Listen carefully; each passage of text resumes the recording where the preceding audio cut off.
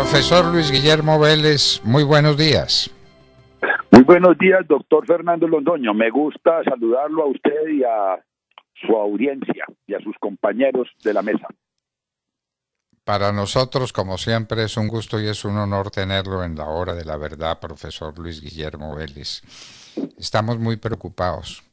Se hizo un aumento al salario mínimo, el más alto en muchísimo tiempo, y todos lo celebraron como una lluvia de dinero que favorecería a la gente más pobre. Pero viene la inflación, y la inflación se traga todo, y se traga también cualquier salario mínimo. ¿Cuál es la visión que usted tiene, profesor, sobre lo que ha ocurrido, lo que está ocurriendo y lo que puede ocurrir en esta materia económica tan sensible para los colombianos y especialmente para los más vulnerables? Regalos envenenados, doctor Londoño.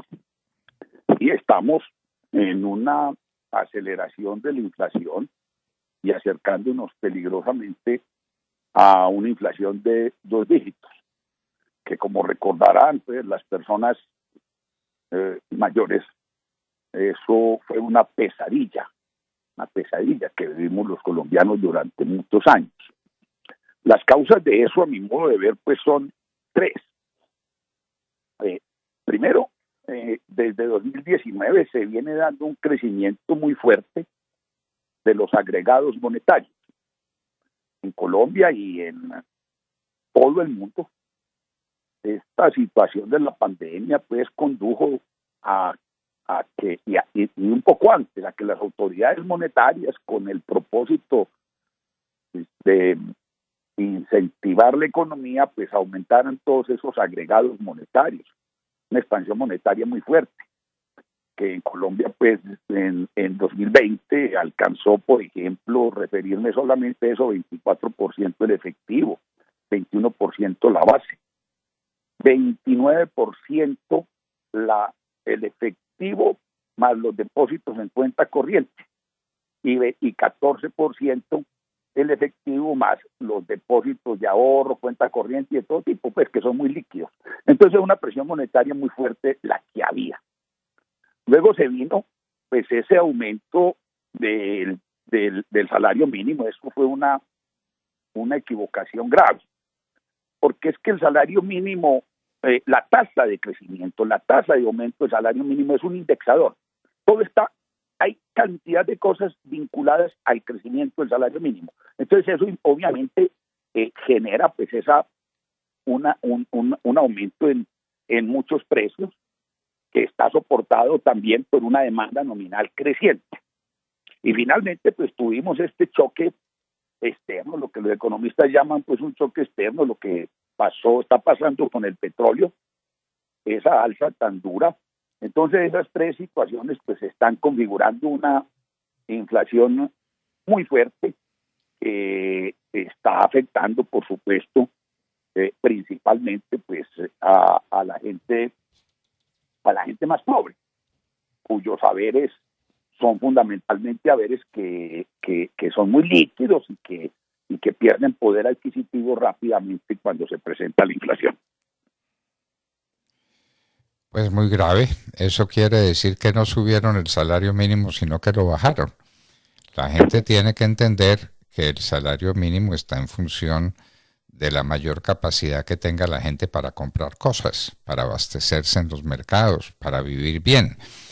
Pero si es al contrario, y suben mucho el salario mínimo, y el aumento en el salario mínimo lo que hace es subir la cadena de los precios de los artículos, el efecto para la gente es inverso al que se proponen.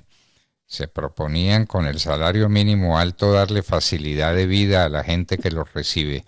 Y ahora parece que es al contrario, profesor. Ya llegó, la tasa de inflación está muy cerca del aumento en el salario mínimo. Luego, la gente está a un paso de quedar en lo mismo en que estaba y de ahí en adelante a quedar peor. ¿Por qué no se lo explica a la gente, profesor? A ver si lo entienden finalmente, que la cosa no es de números, sino de realidades. Así es, doctor Londoño.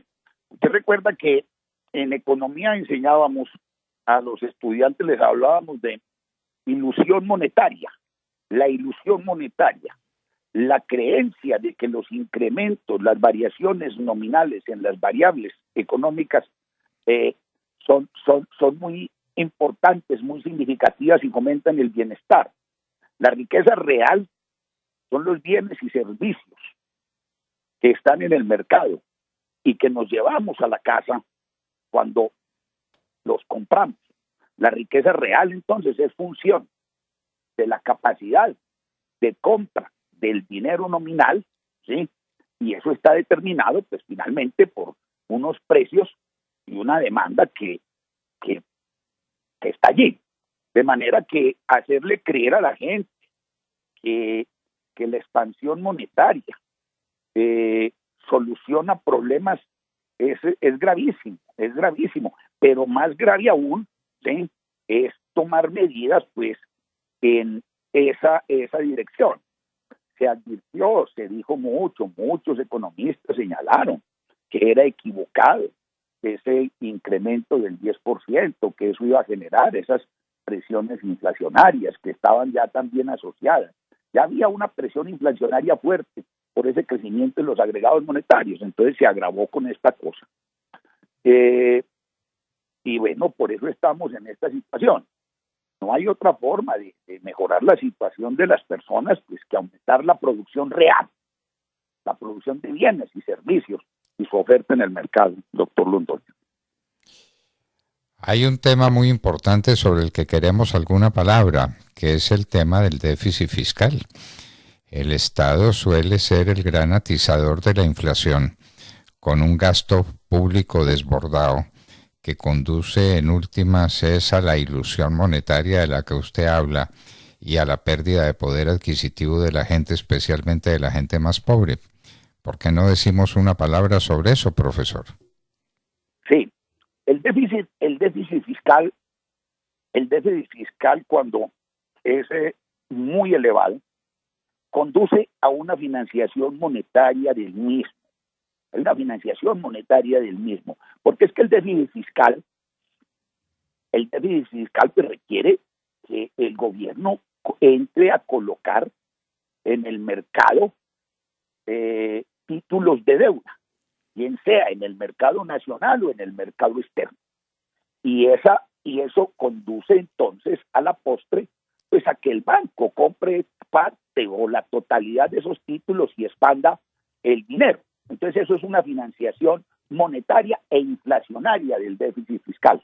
Por supuesto que esa es otra forma de generar inflación. A la postre, los desequilibrios del gobierno son causantes del desequilibrio monetario y del desequilibrio externo.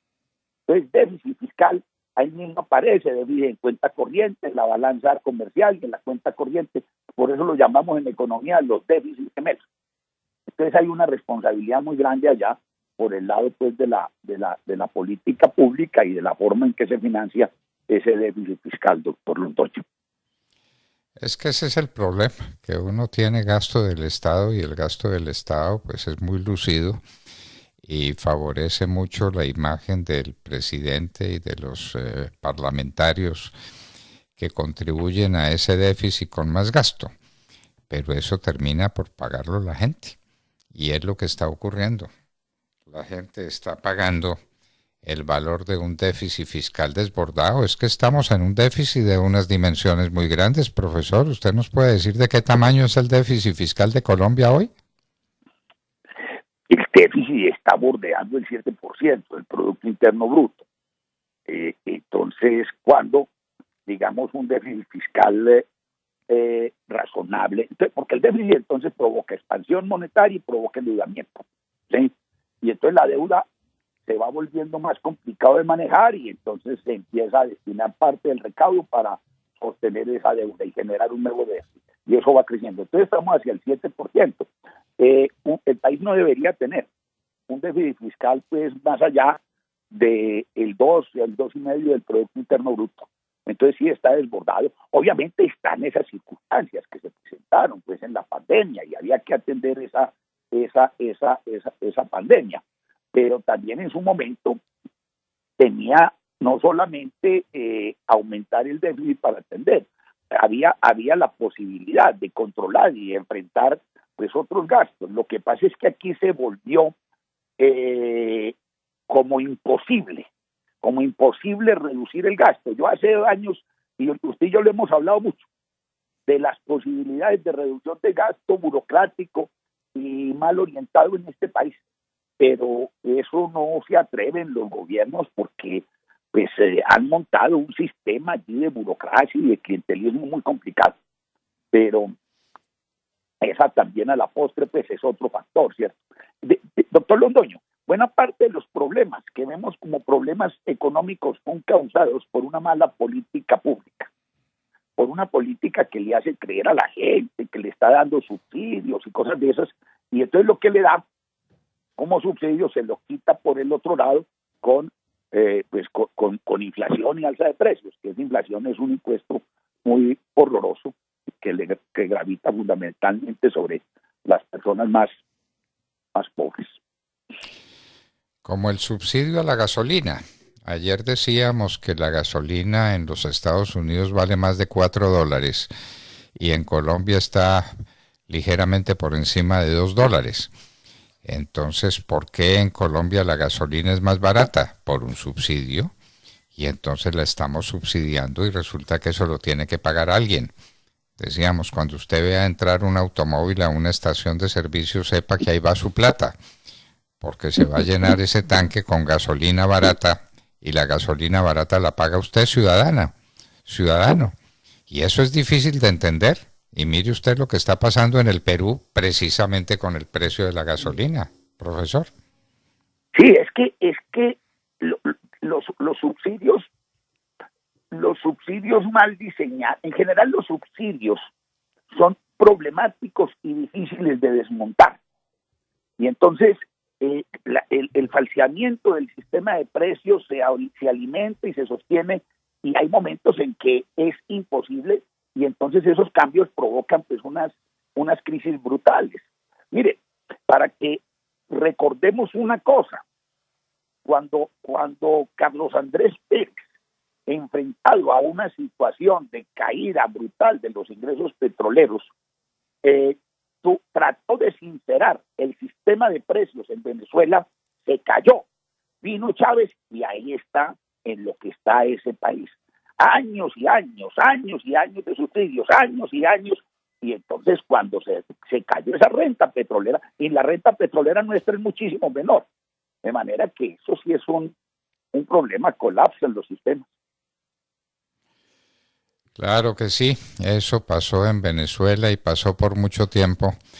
Acabamos de recibir la noticia de que ya el gobierno de Venezuela, este gobierno, pues dañino, este gobierno impredecible en sus actuaciones, ha tenido que subir el precio de la gasolina, porque no lo puede seguir regalando, no tiene con qué, no tiene por dónde. Los niveles inflacionarios son ya de tal nivel que se vuelven francamente ridículos, inclusive, ¿no? Hablan de unas cifras de inflación en Venezuela que uno dice, ¿esto cómo puede ser? Pues de la mano de los subsidios, de la mano del gasto público, de la mano del desgreño administrativo. Hay que vigilar cómo es el comportamiento de la administración pública y cómo enfrenta las dificultades y cómo mantiene el gasto en términos en que sean de posible manejo de parte de la economía. ¿Qué le vamos a hacer? Profesor Luis Guillermo Vélez, siempre sus lecciones son bienvenidas y sus reflexiones llevan a la gente a pensar en estas cosas. Aumento de salario mínimo, maravilloso. ¿Cómo aumentó el salario mínimo? Lo están disminuyendo porque disminuyen la capacidad adquisitiva de la gente a través de la inflación que el alto salario mínimo produce, lo que son las inconsecuencias en materia económica. Profesor Luis Guillermo Vélez, muchísimas gracias por acompañarnos en la Hora de la Verdad. Muchas gracias, doctor Londoño, por invitarme, mucho gusto y hasta la próxima vez. Feliz día a usted y a todos. Hasta la próxima vez, que esperamos muy próxima. Luis Guillermo Vélez, economista, profesor universitario, nos estaba hablando de este tema de la inflación y el salario mínimo en Colombia. Y nos vamos a hablar ahora de otro tema muy caro a nuestros afectos, el tema cafetero. ¿Qué fue lo que hicieron los cafeteros permitiendo que se quedaran sin representación adecuada en el Congreso de la República? Ni el senador Corrales ni el representante a la Cámara Vallejo pudieron refrendar su condición de parlamentarios. Un daño terrible, pero estamos con el profesor Alejandro Corrales para que nos hable del tema cafetero, que parece ser uno de los temas brillantes de la economía colombiana en este momento.